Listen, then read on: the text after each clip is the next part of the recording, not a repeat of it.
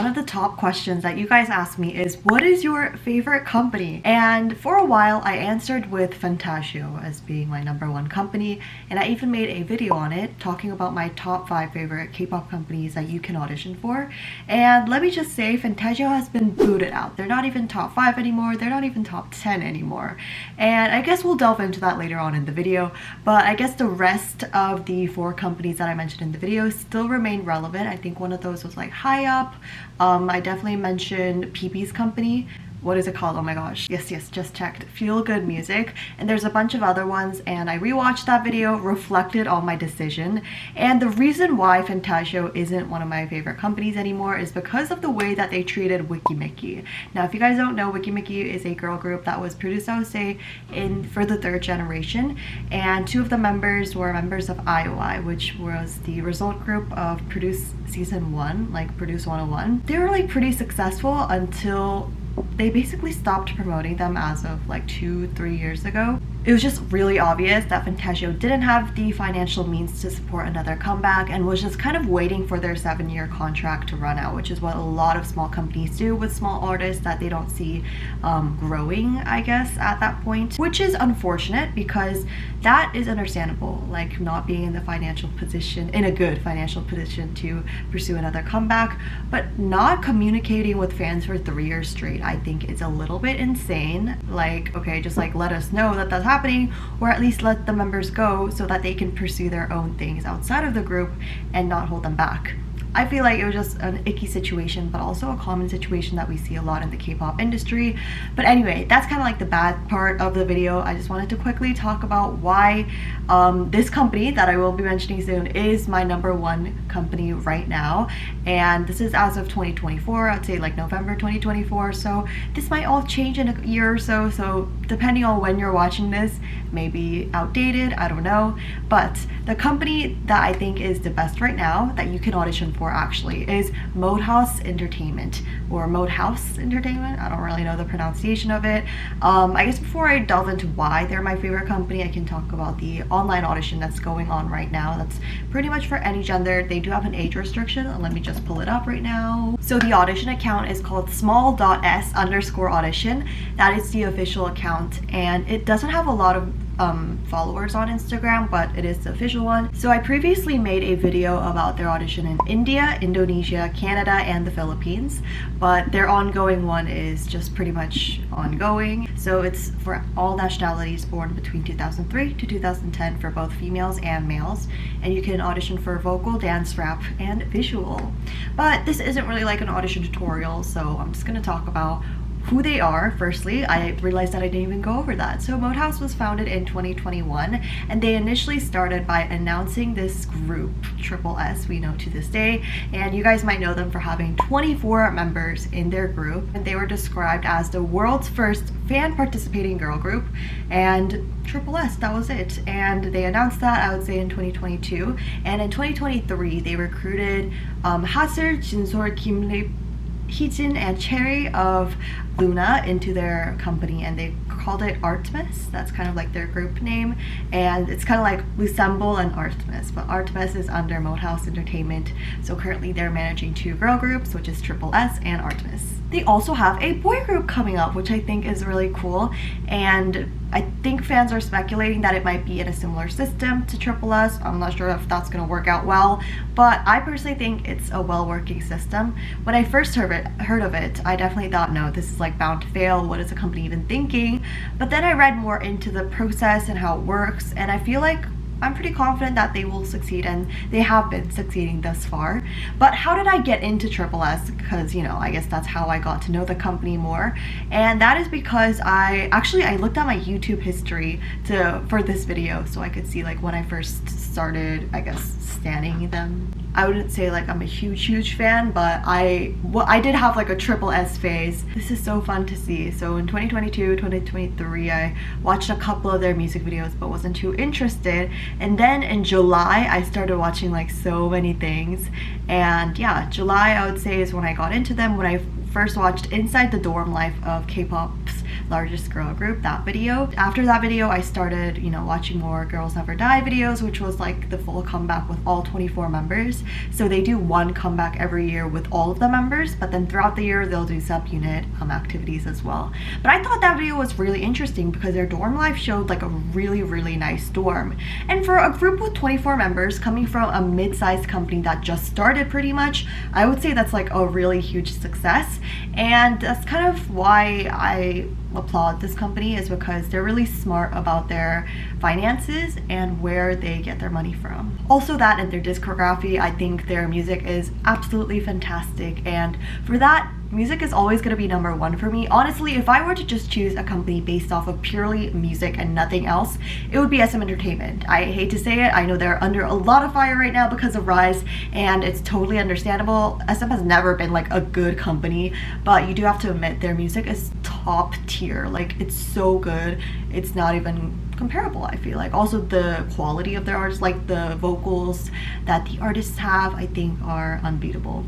But anyway, back to Boathouse. Like, how do they get their money from? How do they live in such great dorms even if they've just debuted and they have so many members? Well, their company is really smart. So you know that they have a very unique vision with the whole rotating subunit situation. You can read more up on that. I won't really go into the details of that right now, but they've had a lot of investors even way before their debut. So their CEO is Jaden Jung. You might know of him for being a creative director and now CEO, and he also worked as an A&R person as well, but he worked for JYP, Olim, Polaris, SM Entertainment, Sony Music, and most famously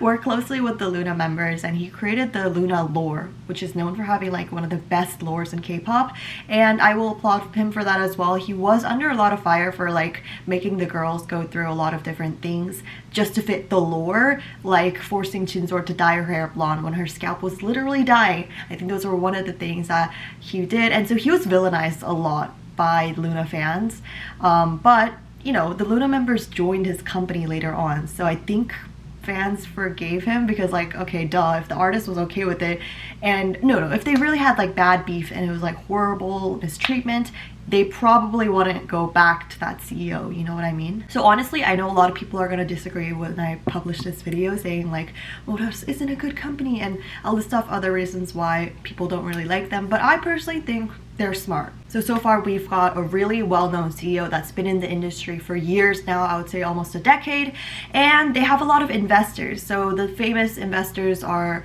CJ, SM, and also Naver. Those are like really big companies in Korea. So now another unique thing about Triple S, and I don't know if you guys have heard of this, is they kind of have like an online photo card system, and these are called objects. So objects can be found on the app called Cosmos. So you'll be able to see that they name pretty much everything with like a different name.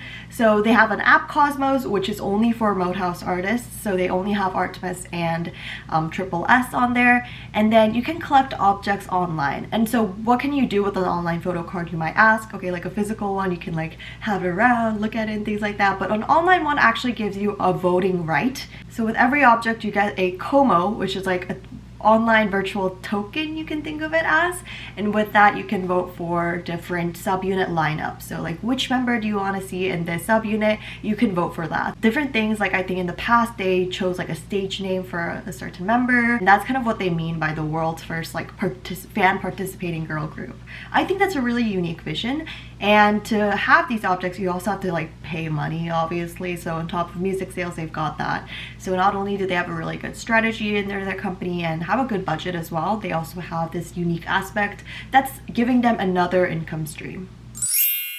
Now, before I started like standing them and really listening to their music, I heard about how the members found the voting system to be really unfair. My battery is out. I'm gonna go change it and come back. Where was I? Oh yeah, it was quite controversial, like the whole system, because actually one of the members spoke up about it.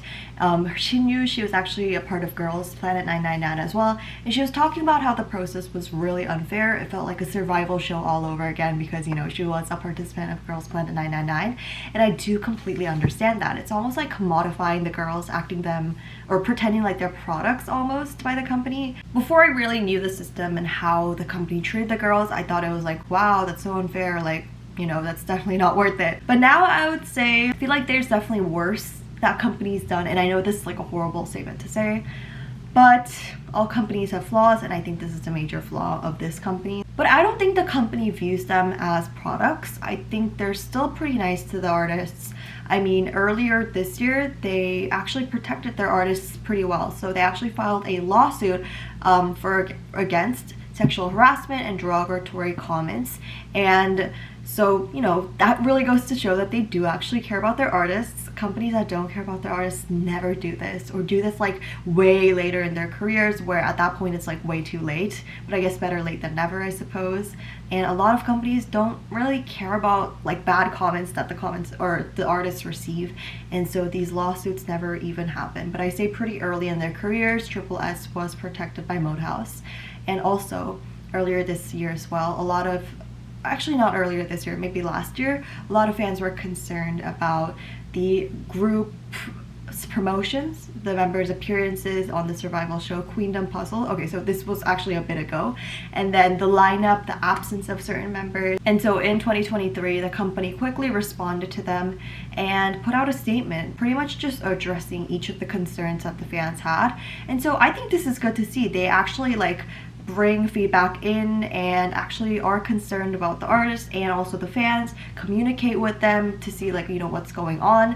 I think that's a really healthy way to like have PR for a company, and they're doing it well. Now going back to the dorm rooms, I do recommend you watch this video. I think it's pretty interesting even if you aren't interested in applying for this company. But anyway, they have these like houses, so like cut out mode from Modehouse. They have a house, and it's the German word for house basically. I'm sure that's not the way to pronounce it in German. I'm sure it's like Haus or something.